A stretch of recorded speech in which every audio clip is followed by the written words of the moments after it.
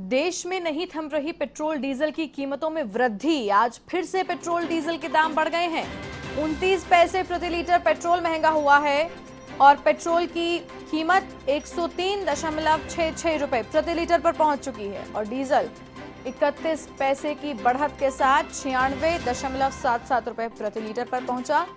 Premium petrol की अगर बात की जाए तो 26 पैसे प्रति लीटर महंगा होकर 106.71 रुपए प्रति लीटर पर पहुंच गया है। जून में 10 बार पेट्रोल और डीजल के दाम बढ़ चुके हैं। जून में पेट्रोल प्रति लीटर 2.65 रुपए प्रति लीटर महंगा हो चुका है और जून में डीजल प्रति लीटर 2.52 रुपए प्रति लीटर महंगा हुआ है। और विस्तार से जानकारी लेंगे इस खबर पर। हमारे साथ हमारे संवाददाता बीके शर्मा फोन लाइन पर मौजूद हैं। बीके, विस्तार से हमें जानकारी दें। आधा जून ही अभी निकला है जिसमें इतनी बार पेट्रोल और डीजल की कीमतें बढ़ गई हैं। कारण क्या है सबसे बड़ा इसके पीछे, ये भी हमारे दर्शकों को बताएं और इसकी कीमतें कम हो इसको लेकर सरकार हमारे लिए क्या कर रही है ये भी बताएं। भारती, इसमें आपके जितने भी सवाल हैं वो सारी जनता से जुड़े हुए हैं और आप जनता के प्रतिनिधि के तौर पे सवाल पूछ रहे हैं, लेकिन इनके जवाब ज्यादातर नहीं है और ना ही सरकार की ओर से जवाब देने की कोशिश की जा रही है। केवल एक ही कारण बताया जा रहा है कि अंतर्राष्ट्रीय बाजार में पेट्रोल और डीजल के दाम बढ़ रहे हैं, इसलिए इसके यहाँ भी हमारे देश में भी इनकी कीमतें बढ़ रही हैं। लेकिन ये जवाब भी तर्क संगत नहीं है, क्योंकि अगर अंतर्राष्ट्रीय बाजार में भी देखें तो $71 प्रति बैरल के आसपास अभी क्रूड ऑयल थमा हुआ है। ऐसा नहीं है कि रेगुलर इसकी कीमतें अंतर्राष्ट्रीय बाजार में बढ़ रही हैं।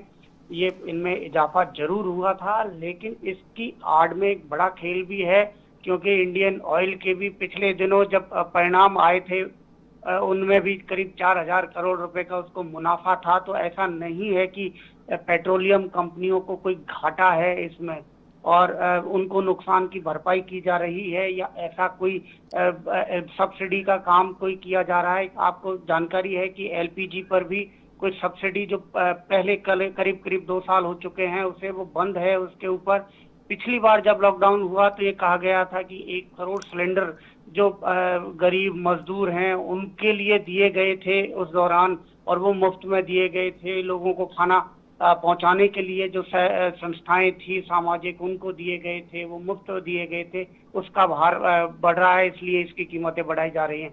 लेकिन इसके बाद भी लगातार जारी है और पेट्रोल डीजल की कीमतें।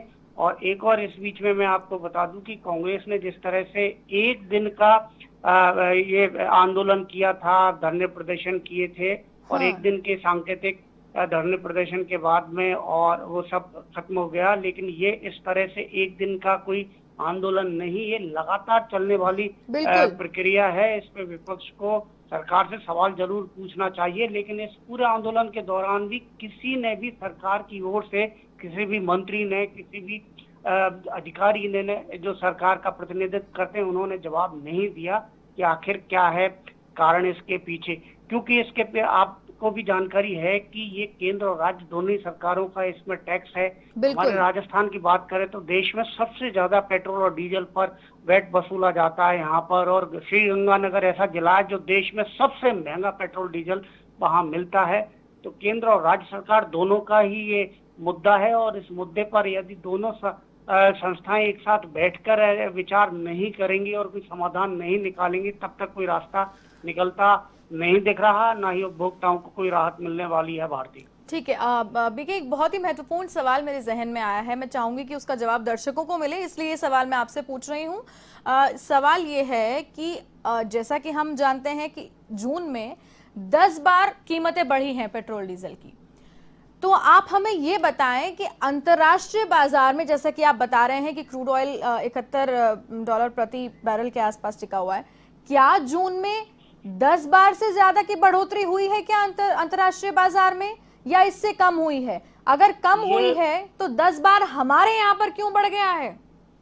ये बिल्कुल गलत है। इस पूरे ट्रेड को समझने के लिए मैं आपको जानकारी दे देता हूँ भारती की 6 महीने पहले बुक होता है क्रूड ऑयल, जी 6 महीने पहले की कीमतें होती हैं, तब वो बुक होता है अगले 6 महीने, फिर अगले 6 महीने के लिए ठीक है। बुकिंग होती है। जी इस बीच में चाहे अंतर्राष्ट्रीय बाजार में क्रूड ऑयल की कीमतें बढ़े या घटे, उसका असर नहीं होता यदि आपने किसी रेट पर, और सामान्यतः भी आप देखते हैं कि आप अगर किसी रेट पर आप कुछ भी आप परचेज करते हैं और उसे बुक कराते हैं, हम्म तो इसका मतलब है कि वो रेट आपकी फिक्स हो चुकी है। यदि कल को कोई दाम बढ़ते हैं घटते हैं, उसका असर नहीं होता है। तो जी अगर 6 महीने पहले की बात करें तो 61 रुपए के आसपास उस समय क्रूड ऑयल था। तो इस दौरान ऐसा नहीं है कि अंतर्राष्ट्रीय बाजार में क्रूड ऑयल डेली बढ़ रहा है। ये जो डेली की जी कीमतें आती हैं, रोजाना की कीमतें आती हैं, ये बाजार में जो जिस तरह से शेयर मार्केट में लोग क्रूड पर पैसा लगाते हैं और इन्वेस्टमेंट करते हैं पैसा, कि आज इतने का खरीद लिया बेच लिया, वो वर्चुअल होता है ठीक ना ही ऑन, वो फिजिकली कोई उसमें परचेजिंग नहीं होती। जी जैसे आज सोना चांदी को वायदा कारोबार में खरीदते हैं, और जिस तरह शेयर बाजार में शेयर्स खरीदे जाते हैं बेचे जाते हैं हर रोज, आज बेचा कल खरीदा, तो इस तरह से उस वायदा बाजार का ये क्रूड ऑयल की कीमतें हैं। इनमें निवेशकों को पैसा लगाना होता है और ऑनलाइन ही इसमें ट्रेडिंग होती है। तो फिजिकली तो 6 महीने पहले आपको बुक कराना पड़ता है, तब वो सप्लाई होती है, उसी रेट में होती है भारतीय। ये जी मैं आपको जानकारी दे दूं। जी। और तो क्या बीके ये माना जाए कि आप कह रहे हैं 6 महीने पहले 61 के आसपास ये दरें थी, अब 71 है आप कह रहे हैं, तो क्या 6 महीने बाद यहाँ पर और ज्यादा बढ़ोतरी देखी जाएगी क्या? ये आगे देखा जाएगा, क्योंकि ये जरूर है कि कुछ ईरान मुख्य क्रूड ऑयल उत्पादक देश है हमारे लिए, और हमारे बहुत अच्छे जी रिलेशन रहे हैं ईरान के साथ में, और जी ज्यादातर हमारा जो क्रूड ऑयल था वहीं से आता था कच्चा तेल, और फिर हमारे देश में जो रिफाइनरीज हैं उनमें उनको उसका परिशोधन करके और पेट्रोल डीजल के तौर पर उसे सप्लाई की जाती थी देश में। तो ईरान पर अमेरिका ने प्रतिबंध लगा रखा है, इसलिए ईरान से कोई भी देश अभी क्रूड ऑयल नहीं ले सकता, इसलिए अभी ईरान से सप्लाई नहीं हो रही। ये एक बड़ा कारण है कि जी यहाँ उसकी कीमतें ज्यादा है। और दूसरी ओर जो दूसरे देश हैं उन्होंने भी जो अपना स्टॉक है उसी को निकाल रहे हैं, वो और ज्यादा उत्पादन नहीं कर रहे, क्योंकि उनको लग रहा है कि अभी देश भर में पूरी दुनिया में जो कोरोना के कारण ट्रांसपोर्टेशन नहीं है, खपत उतनी नहीं है कि, और अगर उत्पादन अगर बढ़ा दिया तो उससे कीमतें गिर जाएंगी। तो वो जी स्टॉक है जितना उनके पास, उसी को कीमत बढ़ा के बेच रहे हैं, नया और उत्पादन नहीं कर रहे।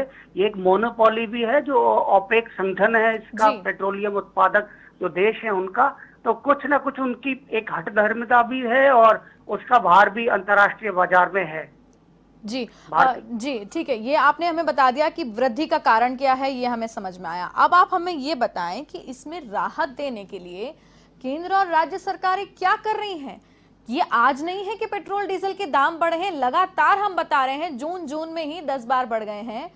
तो क्या कदम राज्य सरकार की ओर से उठाए जा रहे हैं और क्या कदम केंद्र की ओर से उठाए जा रहे हैं बीके, क्योंकि व्यापार लोगों के ऑलरेडी काफी प्रभावित हो चुके हैं, ऐसे में राहत देना बहुत जरूरी है। आपका बड़ा ही गंभीर सवाल है भारती, कि इस पर क्या किया जा रहा है। आपने भी देखा होगा कोविड के दौरान प्रधानमंत्री ने कितनी बार मुख्यमंत्रियों से, जिला कलेक्टरों से, और जितने भी कोरोना से जुड़े हुए जो मेडिकल सेक्टर के जो लोग हैं उनसे, अलग अलग सेक्टर के लोगों से वर्चुअल बातचीत की है उन्होंने, और मुख्यमंत्री ने भी बात की है। तो ये देशव्यापी मुद्दा है, इस पर अभी तक केंद्र और राज्य सरकार के बीच में कोई वार्ता नहीं हुई है कि इस पर केंद्र और राज्य मिलकर बातचीत करें और उसमें प्रयास किए जाए कि ठीक है अंतर्राष्ट्रीय बाजार की जो स्थिति है वह है, लेकिन अभी यहाँ पर हमारे देश में, हमारे प्रदेश में कैसे क्या राहत दी जा सकती है, क्या इसके टैक्सों में कुछ कटौती की जा सकती है। तो इस पर केंद्र और राज्य सरकार एक दूसरे के पाले में बॉल को डाल रहे हैं, लेकिन बातचीत करके एक प्लेटफॉर्म पर बैठकर, जिस तरह जीएसटी काउंसिल की बैठक होती है उसमें सभी राज्यों के जो वित्त मंत्री वो भाग लेते हैं, और केंद्रीय वित्त मंत्री की अध्यक्षता में बैठक होती है, फिर उसमें डिसीजन लिया जाता है। और आपने देखा कि कोरोना की जो इक्विपमेंट है, दवाइयां, वैक्सीन, उसके ऊपर एक जब डिसीजन, उसमें विवाद भी हुआ, लेकिन फिर मिल बैठकर एक कमेटी बनाई, उसने डिसीजन लिया, तो एक रास्ता भी निकल के आया कि जो 18% 12% के जो इक्विपमेंट थे, दवाइयां थी, उन सबको 5% पर लाके और सबकी सहमति ली गई। तो इसी तरह से पेट्रोल और डीजल पर भी कोई वार्ता होनी चाहिए सरकार और केंद्र और राज्य के बीच में। लेकिन यही एक दुख की बात है कि अभी तक ऐसी कोई चर्चा एजेंडे में सरकार के में है ही नहीं कि जिस पर इसके ऊपर चर्चा की जा सके, जबकि आम आदमी से जुड़ा हुआ सीधा मुद्दा है जो उसकी जेब पर, उसके घरेलू बजट के ऊपर असर डालता है। भारतीय जी, बीके, तमाम जानकारी के लिए आपका बहुत बहुत धन्यवाद। तो ये थे एवन संवाददाता बीके शर्मा, जिन्होंने विस्तार से हमें ये समझाने की कोशिश की कि किस वजह से सबसे पहले तो कि ये दरें बढ़ रही हैं, और उसके बाद ये भी हमें बताया कि इसमें राहत देने के लिए जो कदम केंद्र और राज्य सरकारों की ओर से उठाने चाहिए वो नहीं उठाए जा रहे हैं, और कहीं ना कहीं विपक्ष भी मजबूती से इस मुद्दे पर केंद्र सरकार को घेरता हुआ नजर नहीं आ रहा है। और ये एक बड़ा कारण है जिसका बोझ उपभोक्ता पर सीधे सीधे तौर पर पड़ रहा है।